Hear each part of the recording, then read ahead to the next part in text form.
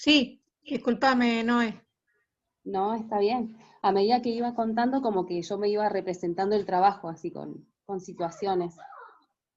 Sí, tal cual, a nosotros nos pasó igual. Las categorías del análisis. Tiene mucho Exacto. ahí que cuando no sabíamos qué hacía mención, tiene que ver con, acá habla del jardín, pero bueno, era algo similar. Ujú. En realidad, esos diagnósticos, ¿quiénes los hacen en las instituciones educativas? Los directivos, Ujú. ¿Y los docentes no hacen? Sí, también. sí, Sí, los creo que docentes. sí. Claro, el directivo tiene que tener la mirada amplia de la institución toda, pero el directivo ¿de Sí. dónde recauda la información? De los diagnósticos Que le presenta al docente. Informes que hacen los que docentes. realiza. De Claro, lo que los mira, docentes de lo que tienen mira. que hacer, ¿qué, María? Que es de lo No te que doy. mira, lo que ven. Estábamos Claro, armando un poco el Los tema ojos. que nos toca en la próxima y hablaba un poco eso de la mirada del docente. ujú, Y bueno, tiene mucho que ver con esto, que de ahí es donde, de cómo mirar y todo eso. Igual no voy a hablar mucho de ese tema porque es para la próxima. está bien. Deja la intriga, vos dejá las expectantes. Claro, yo les decía en el encuentro anterior que los docentes tienen una herramienta fundamental que es la observación. Y a partir Sí. de la observación y de la información que recaudan a través de las entrevistas, entre otros documentos, arman su propio diagnóstico. Y los directivos se nutren de los diagnósticos de cada uno de los docentes para hacer el macro, digamos, ¿sí? El proyecto, porque desde ahí después se va a desprender cuáles son los proyectos que cada docente va a realizar como los proyectos institucionales. Y a medida que las chicas hablaban, yo me acordaba, como para traerles Había un otro otro. ejemplo, para ver si les sirve, que en una oportunidad yo trabajé en el Jardín 23. ¿Ubican cuál es? Que es el que está en el Parque Central. Bien, entonces una de las primeras cuestiones, ¿no?, que uno hace, una de las primeras cuestiones de las informaciones que yo recaudaba a partir de las entrevistas era de dónde provienen los niños, ¿sí?, que habitaban esa sala. Y nos dimos cuenta rápidamente que ninguno de los niños era del barrio. Porque claro, el jardín está en el Parque Central y el Parque Central está rodeado de comercios. Eran muy pocos los niños que vivían en el barrio.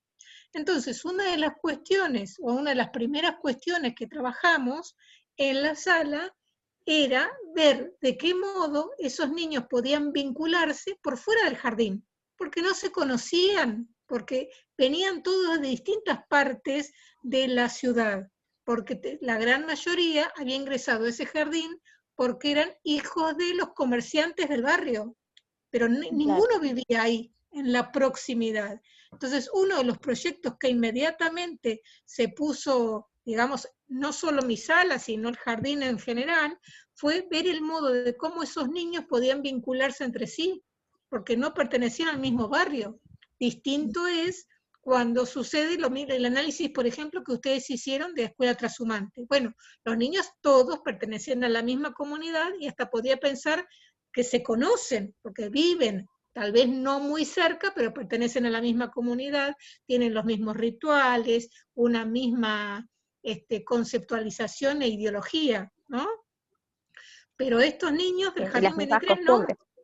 las mismas costumbres, gracias, no me salía el término, las mismas costumbres, los mismos rituales, ¿sí? Pero los niños del Jardín 23 esto no ocurría. Entonces, esas cuestiones se pueden dirimir o podemos llegar a ellas a partir de la información que nosotros recabábamos. En este caso, no solo de la observación, sino la información que nos habían provisto los padres a través de las entrevistas iniciales, ¿sí? Y una de las cosas que no quiero olvidarme, y que esto también ustedes en el ejercicio de la práctica ahora como alumnas tienen que aprender a hacer, es que cuando empezaron a hablar del texto, hablaron de la obligatoriedad, ¿sí? Y ustedes tienen que conceptualizar el momento en el que la autora está trabajando. ¿Por qué digo esto? Porque ¿hasta qué edad es obligatoria? Hoy el nivel inicial. A partir de partir los de los 4. 5. 5 años. Ajá, discutámoslo, a ver, ¿Cómo, ¿quién da profe? más? De 3 a 5. No, Para creo yo que de tengo 4 a entendido 5 que la está. obligatoriedad es de los 5. O sea, se le da la posibilidad a los niños de 5 años. Acá en Plotier, por ejemplo, los jardines, como no hay tantos jardines, se le da la posibilidad a los de 5. Está Y los bien, de pero 4 como que quedan ahí. está Pero bien, yo tengo pero entendido no los 5. digamos lo que, vamos por parte, diría Jack. ¿Qué Ujú. dice la ley y qué después lo que pasa con ella? ¿Qué es lo que dice la ley? La ley dice La que es ley de obligatorio a educación partir de los nacional. 4 años. Bien, en realidad la ley en un primer momento expresó que era obligatoria para 5, después hubo una reformulación y se amplió la obligatoriedad para las salas de 4. ¿Sí?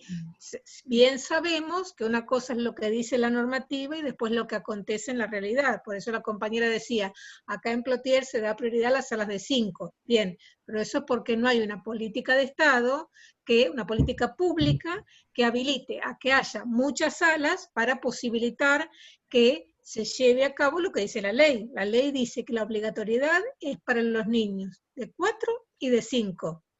Todos sabemos que como las instituciones no tienen suficiente espacio, lo que hacen es priorizar a los niños de 5 y una vez que se han anotado a todos los niños de 5, se abre la apertura en las salas de 4, que a veces ni siquiera son salas de 4, son salas integradas, donde hay niños de 3 y de 4. Eso por una cuestión de infraestructura edilicia, no es lo que marca la ley, ¿sí? La ley dice otra cosa. Bien. Pero eso también nosotros tenemos que tenerlo en claro cuando leemos los textos. A veces los textos han sido escritos hace tiempo y ya no se condicen con lo que formula la ley. ¿Se entiende lo que quiero decir?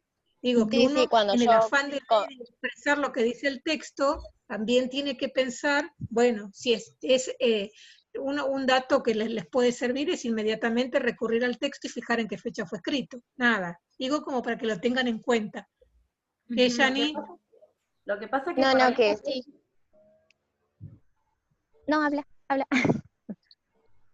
profe, digo que por ahí están las leyes, pero no las garantizan. O sea que están solamente escritas en un papel, pero no las ponen en práctica.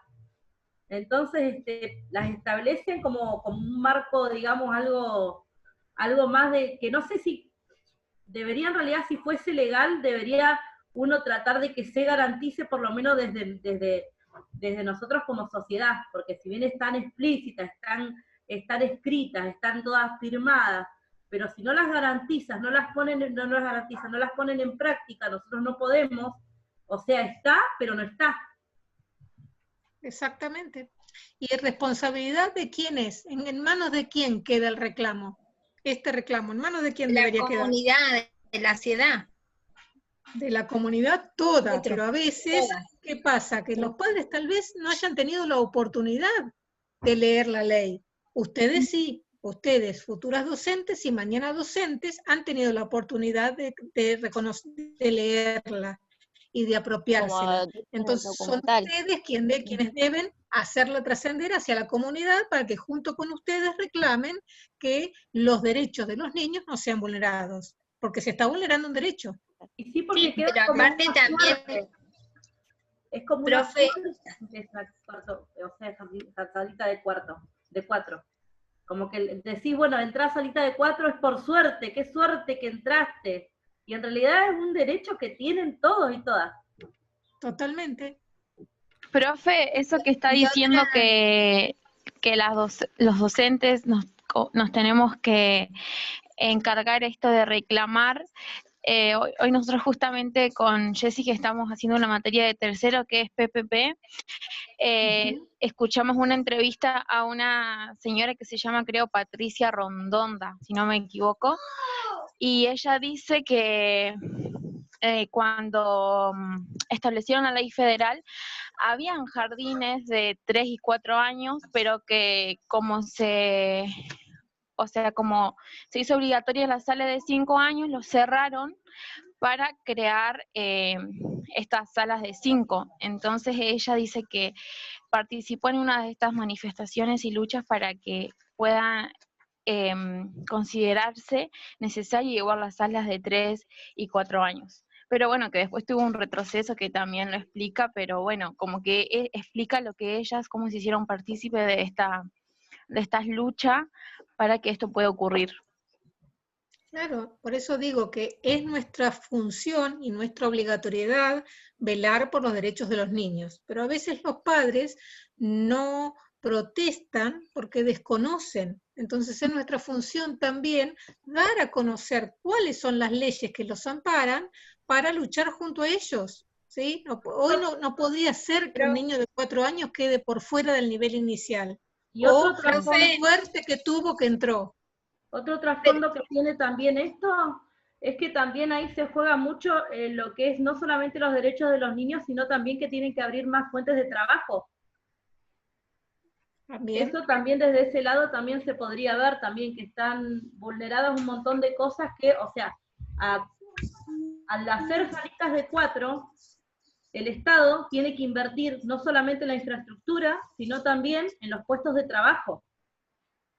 Sí, así que totalmente. Y si no, piénsense ustedes. Ustedes, desde que se cambió el nuevo diseño curricular, se forman para educar a los niños desde los 0 a los 6 años, cuando cumplen los 6 años, ¿sí?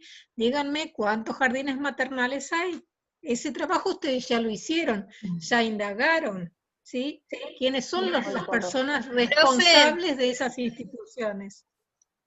¿Qué? Sí, profe, y otra de las cuestiones también es que, como usted decía, el tema es del desconocimiento de la importancia del jardín, del espacio, o sea, la importancia para las infancias que puedan asistir al jardín es súper importante. También es como que hay padres como que se han quedado como es opcional, o como que en el jardín van y es para que los cuiden, no importa, o sea, no le ven el trasfondo o lo importante que es para ellos poder asistir.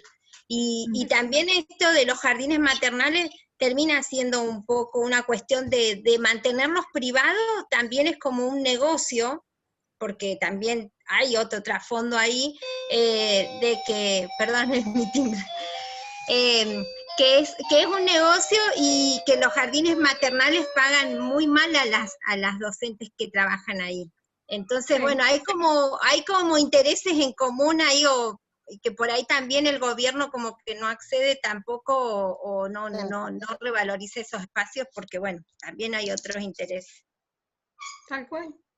Y por eso, profe, también es que existen muchas instituciones comunitarias, ya sean jardines, organizaciones, ONG, o las ONG y demás.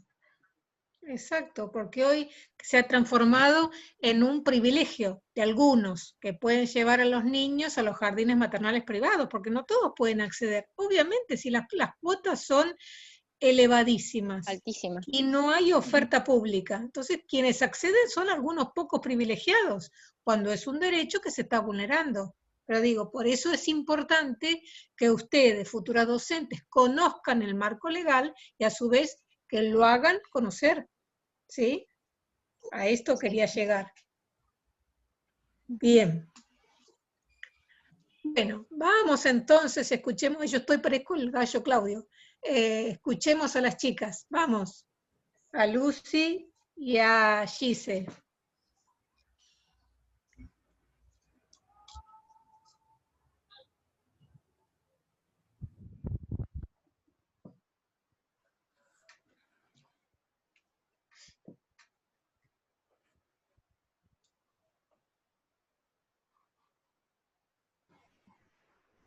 ¿Se ve la pantalla?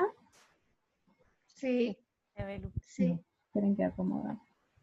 Te conviene ponerlo en modo presentación. Bueno, presentación. Bueno, Ahí está. vamos a presentar 2 capítulos de un libro que se llama La planificación en el jardín maternal, del autor, está acá, Roberto Fraguglia, ¿sí? Que son la planificación didáctica, una herramienta de ayuda para el docente, y la enseñanza, el aprendizaje y el juego. Bueno, lo que plantea la autora a modo de introducción es que en todo el proceso histórico que ha tenido el jardín maternal, ha tenido mejoras, pero que tiene que seguir trabajando para mejorar, ¿sí?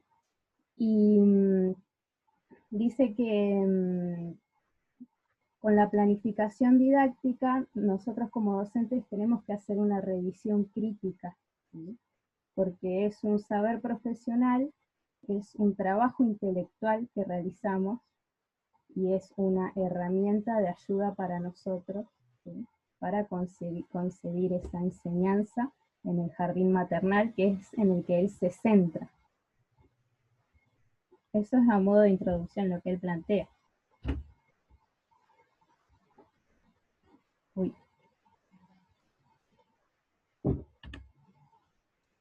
Ahí. Bueno, y este gráfico que hicimos acá, primero que lo quisimos hacer circular, ¿sí? Cada concepto va y viene, porque la planificación no es lineal, ¿sí? Gise, ¿querés seguir? Bueno, acá lo que pusimos nosotras es la planificación y algunas características que tiene, ¿sí? Bueno, para hablar, por ejemplo, de planificación, tenemos que decir que la planificación excede lo pedagógico y lo didáctico. En nuestra vida cotidiana estamos constantemente haciendo planificaciones para ir a un viaje, para realizar alguna actividad que hacemos frecuentemente, para hacer planes. Y una de las cosas que Ruth Harf menciona es que es un proceso mental como expresión escrita.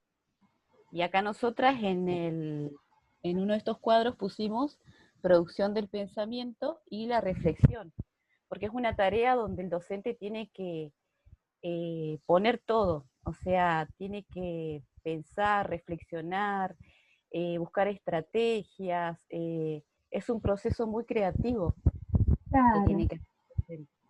perdón, es en el que el docente se convierte en artesano.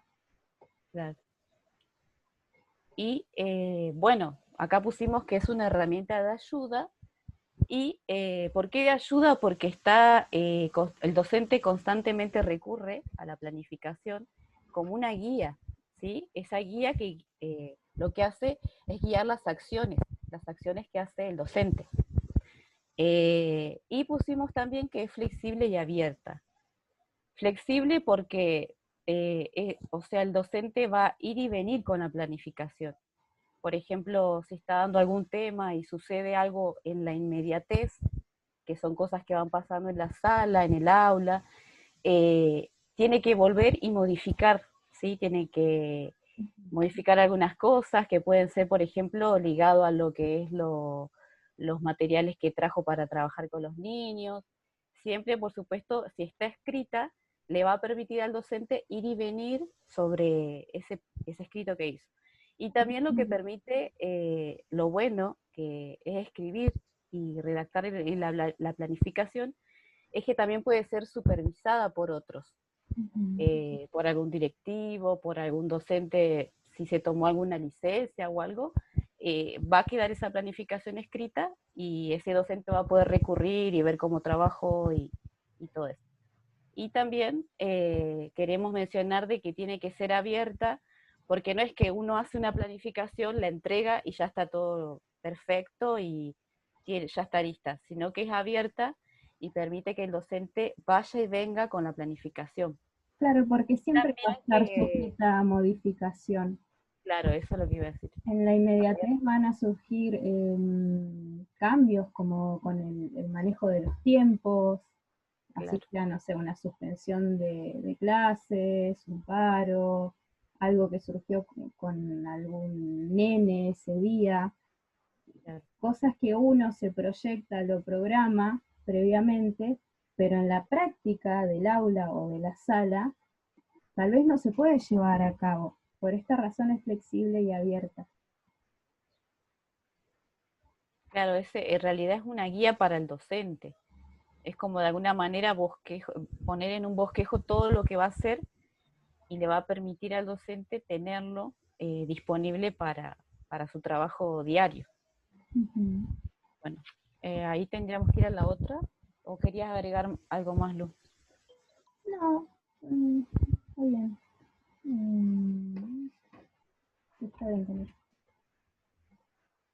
Y dice, hay una frase de un autor, Pete Luke, que se menciona en el texto, que lo que permite la planificación es no improvisar, que en la sala no podemos improvisar, y él nos permite hacer un marco de coherencia, ¿sí?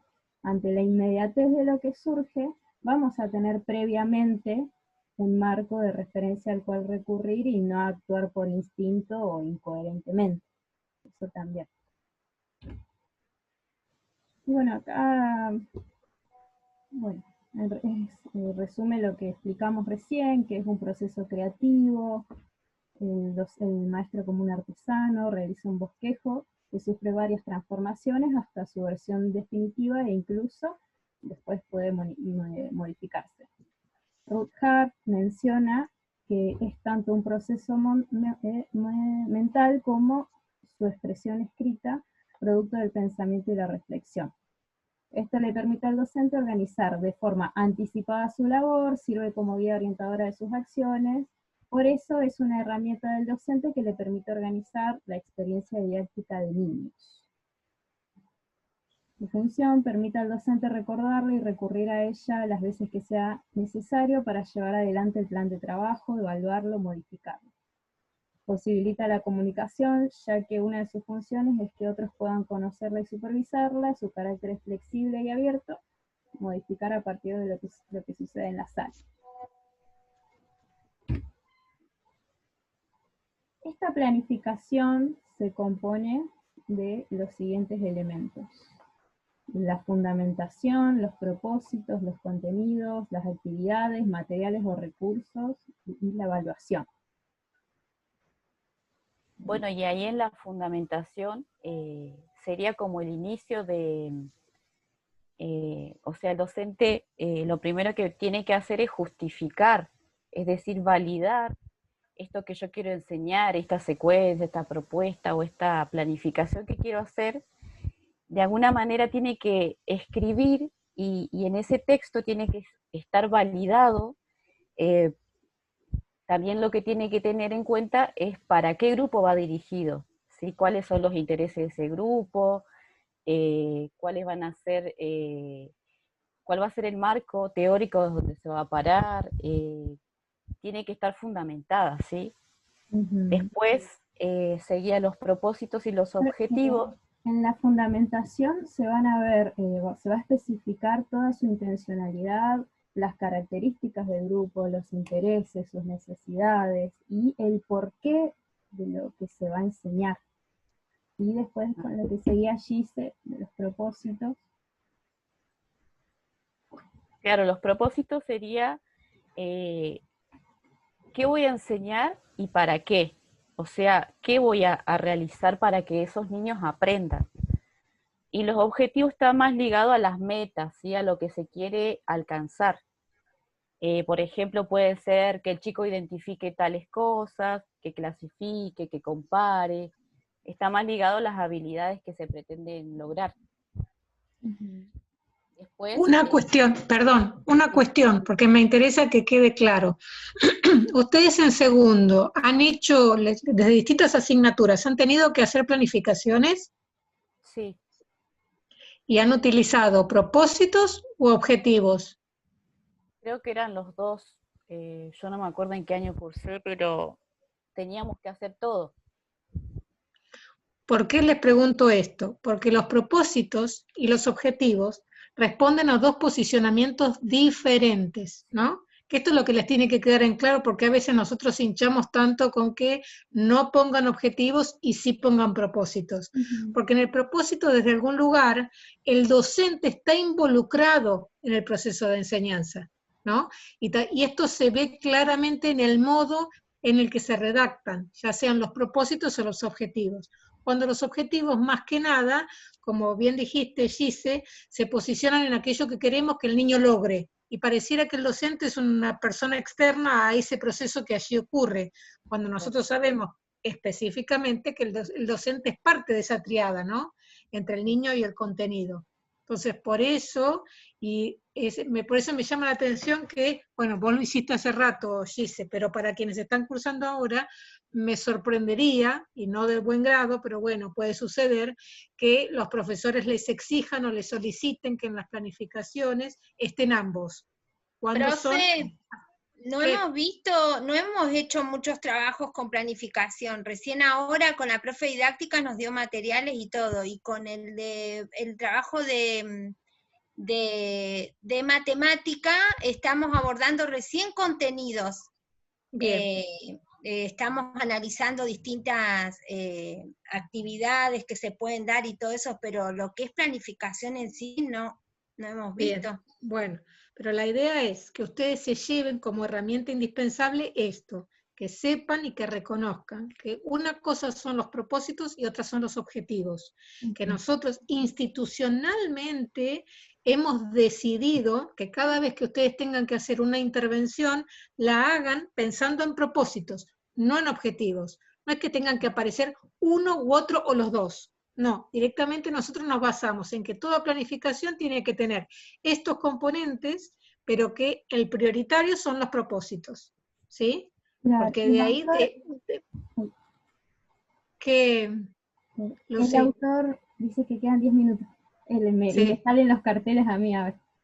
El autor explica en una parte la diferencia de objetivos o propósitos. Dice que objetivo es decir, que el estudiante logre, en cambio el propósito es que el docente genere esas condiciones. Por ejemplo, propiciar que situaciones... Exacto. Claro, porque no solo en la formulación, sino que está implícito que el docente es parte y está involucrado en el proceso de aprendizaje. Por eso se formulan así, propiciar, favorecer, ¿no? El docente es parte de ese proceso pedagógico que se lleva adelante.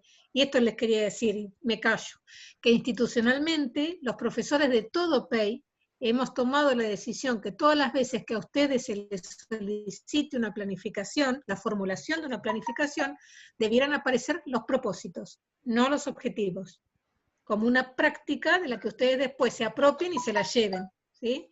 Pero entendiendo por qué uno se las exige con propósitos y no con objetivos, ¿sí? Porque hay una diferencia sustancial desde un posicionamiento, desde un paradigma, en el que, porque es como que yo les diga, y soy conductista pero también constructivista. Medio difícil. O sos constructivista o sos conductista, y desde allí vas a formular tu propuesta pedagógica. ¿Se entiende? ¿Hacia dónde voy? Bien, no digo más tarde. Bueno. ¿Habíamos quedado en los contenidos? Sí, los contenidos tienen que ver con lo que voy a enseñar. ¿Qué contenidos van a entrar en la planificación? Para eso, bueno, se hace una selección de contenidos de acuerdo a la edad, a las características del grupo, y bueno, como ya veníamos hablando antes. Una de las cosas que tenemos los docentes es el diseño curricular, ¿sí? Y por supuesto de eso también tenemos que recurrir al diseño, seleccionarlo, leerlo, que serían los que están avalados, ¿sí? Por la provincia. En el texto se menciona al autor Brunner, que dice que el docente hace un andamiaje en los contenidos, porque estaban vinculados a la cultura, al desarrollo motriz, al juego, al lenguaje, en una infinidad de cosas que tiene que tener en cuenta para después desarrollarlos en las actividades. Que las actividades son el cómo voy a enseñar. Si se dan cuenta, hasta ahora tenemos en la fundamentación el por qué, el para qué, el qué, y ahora estamos en el cómo.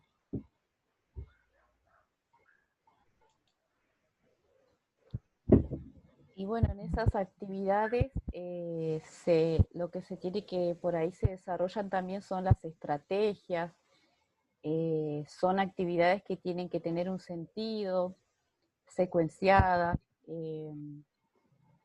Después, otra de las cosas que tenemos que aclarar en esa planificación, son los materiales o recursos que vamos a utilizar con los niños. Los materiales didácticos sí que vamos a usar. Y después tenemos la evaluación. que la evaluación se realiza a lo largo de todo el proceso, no es al final. Después, a ver. Bueno, y dice que los contenidos estructurantes, esto es como que va y viene, dice que son el vínculo, la ternura y el juego. ¿Por qué? Porque en la enseñanza de jardín maternal, crianza y educación van de la mano. Dice que son dos caras de la misma moneda. Y acá hay una autora, Rosa Violante, que dice que la crianza es un proceso educativo. Entonces, nosotros como docentes estamos involucrados en esa crianza, en el proceso educativo que llevamos a cabo.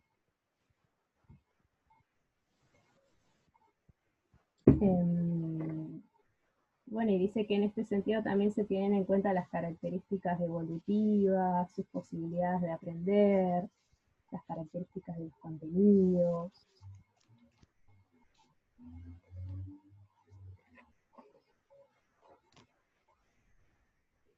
Después habíamos puesto acá el juego.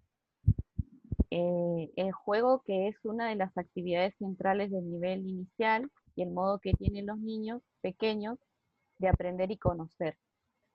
Y según Willis y Rick Lutie, el juego y el aprendizaje y la exploración están entremezclados. En las experiencias del bebé, el juego incluye cualquier relación espontánea, agradable, como persona. No alcanzo a leer porque está el... Con objetos y personas. ¿Paso allí? Sí.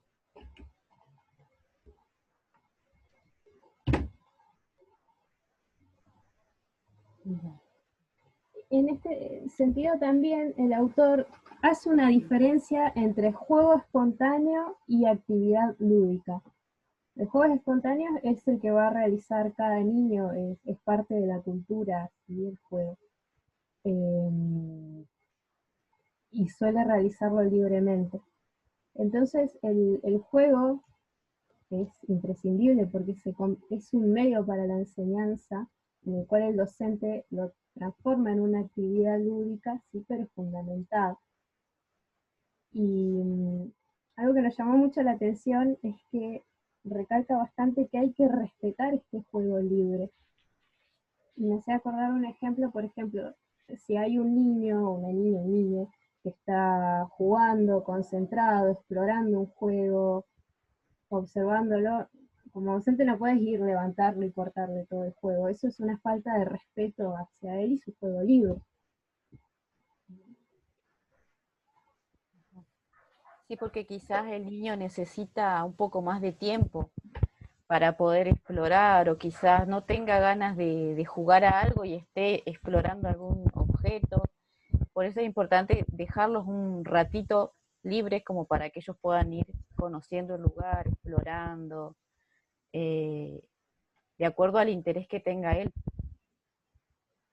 ¿Y qué es lo que te llamó la atención, Lucy? ¿Que no habían leído nunca algo así al respecto? Por ahí en realidad me expresé mal. Lo que me llamó la atención es que lo habíamos visto en un ejemplo de didáctica. Claro. Entonces lo pude relacionar. Eso es lo que me llamó la atención. Ah, bien. Y después lo que podemos decir que el rol del docente en la actividad es fundamental, ya que bueno, el docente tiene que enriquecer y potenciar las actividades.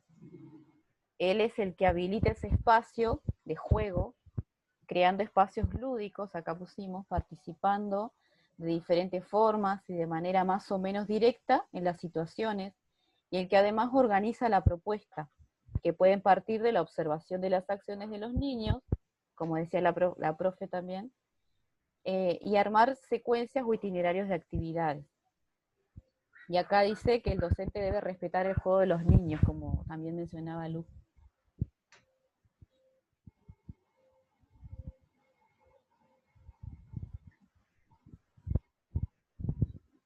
Bueno, y en esta imagen queríamos mostrarle el cesto del tesoro, que es un juego que menciona el autor.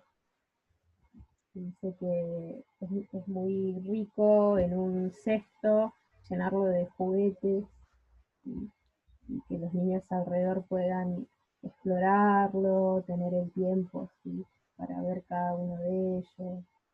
Y lo que me gustó es que, bueno, hay varios alrededor, se ven cómodos y están como muy concentrados en lo que están haciendo. El autor habla de que hay un determinado momento para incluir este juego y no otros. ¿Cuándo se incluye? ¿Se acuerdan? Cuando habíamos leído que estos juegos estaban orientados a bebés entre 6 a 1 año y estaban basados en juegos que eran referidos al descubrimiento. Claro, tiene que ver cuando todavía no deambulan, que los Claro. niños se sientan por sí mismos, pero no deambulan. Entonces uno los sienta alrededor de un canasto donde tiene una multiplicidad de objetos para que ellos puedan indagar con esos objetos, puedan seleccionar, elegir, jugar, observar, analizar las características físicas de cada uno de los objetos. Y hasta hace mención de las características que deben asumir esos objetos. Y si uno puede mirar esa foto y criticar